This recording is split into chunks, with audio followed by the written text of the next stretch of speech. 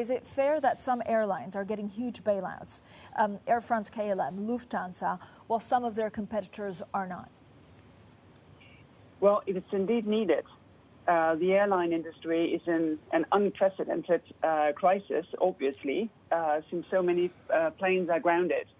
So it is indeed needed, and it is for each member state to decide to what company they will give support, as long as, of course, they live up to common rules.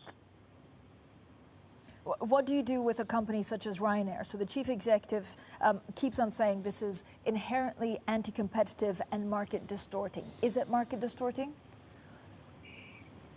Of course, in the outset, and this is why we also have remedies to try to limit that market distortion.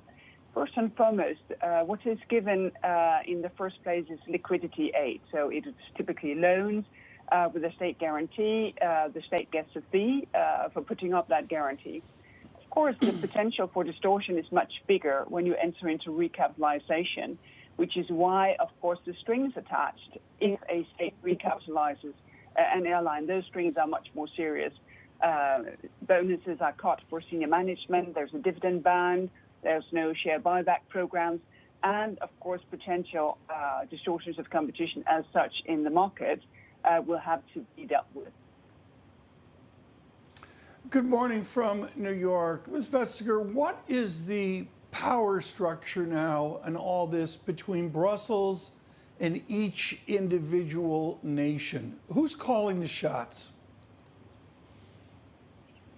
Well, I'm afraid that we're still all in the hands of the coronavirus and the effects of the lockdown on our economy. This is a crisis that has come from us from the outside, and I think everyone is trying to do their utmost while preserving sort of the jewel of the European Union, the single market that will allow businesses to recover fast and strong once this crisis of health-wise is over.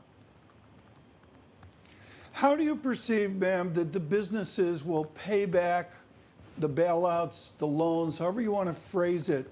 What is the vision you have of how they will pay these huge billion-dollar loans back over the years?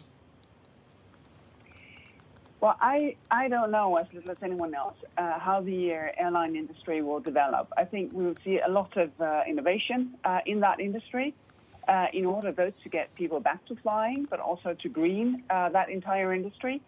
And obviously, they will come into the recovery with debts. And this is, of course, why also recapitalization comes into the picture. And that obviously will strengthen some companies when they have the state on board with substantial amounts of capital.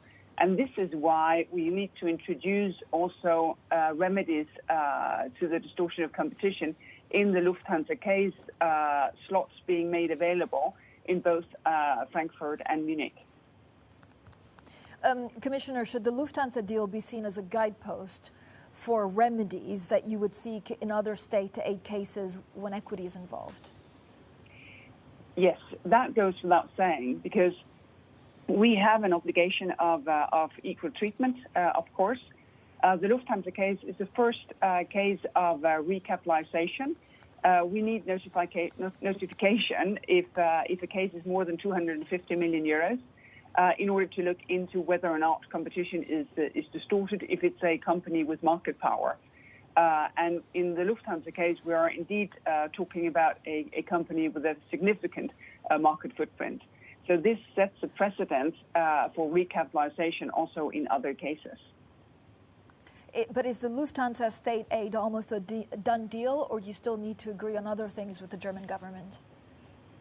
No, we have agreed both on the financial side, sort of the terms and conditions for the state stepping in with capital. In total, loans and capital together, it's 9 billion euros. We have given comfort for them in order to move on, and now we will go through the formalities of the formal notification and the decision.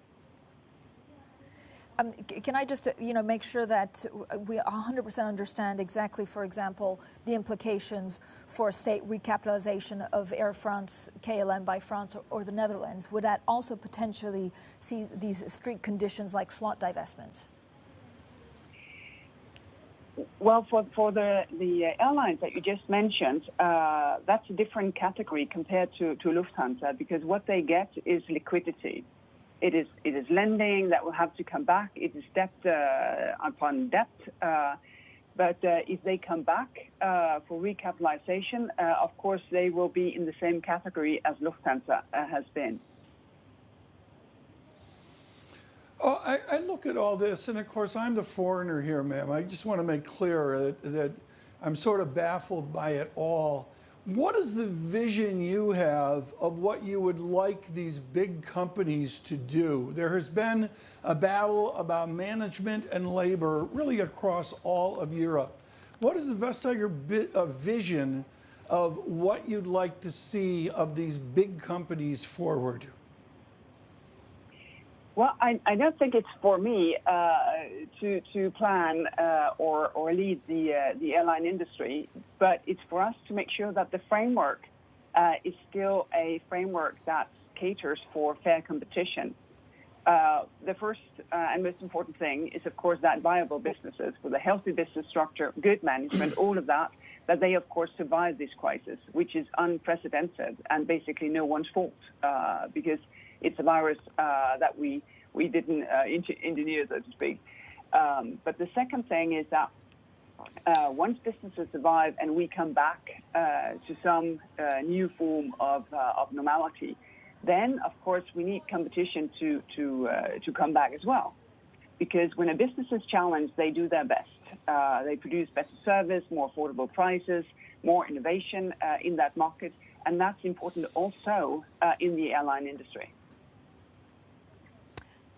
Commissioner, we heard from Angela Merkel and Emmanuel Macron that they want to foster European companies and national champions. Do the rules of the Commission, of the European Commission, need to be changed for that to be allowed, and should they be changed? Well, we do have quite a number of European champions. I think indeed you would think of Lufthansa as one of those champions. What is the most important in creating champions is, of course, that the single market works. Because here we see that if we can make the single market work, then European businesses have a home market that can match that of the US and to some degree also that of China. And having a home market that is sizable, that is united and single, that is the most important thing for businesses to thrive. And the second thing is, of course, if you want to survive in a global marketplace where the winds are cold and the waves, they are difficult to maneuver, then you need to be used to that. And this is, of course, why businesses in Europe will still be challenged and not be left with the single market all to themselves. And we can actually do both things at the same time. We have had amazing mergers when it comes to cement, dairy, beer, you name it, world-leading companies, but still challenged in their home market, and that keeps them on their toes. But Commissioner, do you think there should be more leeway? So I understand the premise of exactly what you said, but would there be a little bit more flexibility in building these champions? Well, I think the best sort of example of that is the sort of extraordinary creation of Airbus, which was created now many years ago. But the point of that was that this was a pro-competitive merger, because indeed, otherwise there would only have been one major airline company. And here you saw a giant business being created in order for competition actually to come back in the market for the building of airplanes, aircraft in all their different shapes as they come in. So you can imagine mergers that are pro-competitive in their very nature. When we're looking at rules, and we look right now at those state aid rules, antitrust rules, and merger rules, it is, of course, to make sure that they are fit for purpose. Because we're entering into an era where not only sort of the native digital companies are dominated by digital technology, but also where more sort of old school sectors will be more and more digital. So it's very important for us to make sure that we stay on target on the fundamentals, that businesses should be challenged, that consumers and customers should be served. But of course, that we can move as fast as the market, because that's an everlasting challenge for a law enforcer, that there is an asymmetry between illegal behavior being perpetrated and the law enforcer being able to find it, investigate it, if proven to be true, also to punish it. And in that, of course, we are looking at how does our rules work. And the second thing is that we want to be able to take proper note of the markets that are concerned. Because as long as the customer can turn to someone else, well, you haven't reached the border of the market. And we see that already in the last, I think, 10 years, the number of markets that are either EEA-wide or indeed global has risen from just about half of markets to about 65%. So we see the changes in the market. We need our rules to follow that, but we also need to serve our fundamental mandate, which is to make sure that businesses, they are met with competition in order to do their best. Commissioner, what would you do with Alitalia? I mean, under what conditions could the government inject money into this company that was bankrupt before the pandemic? Well, that is indeed a very special case. Alitalia was in difficulty already before the COVID or the Corona crisis broke out. So that is a very specific case, and obviously we are in close contact with the Italian authorities on this case.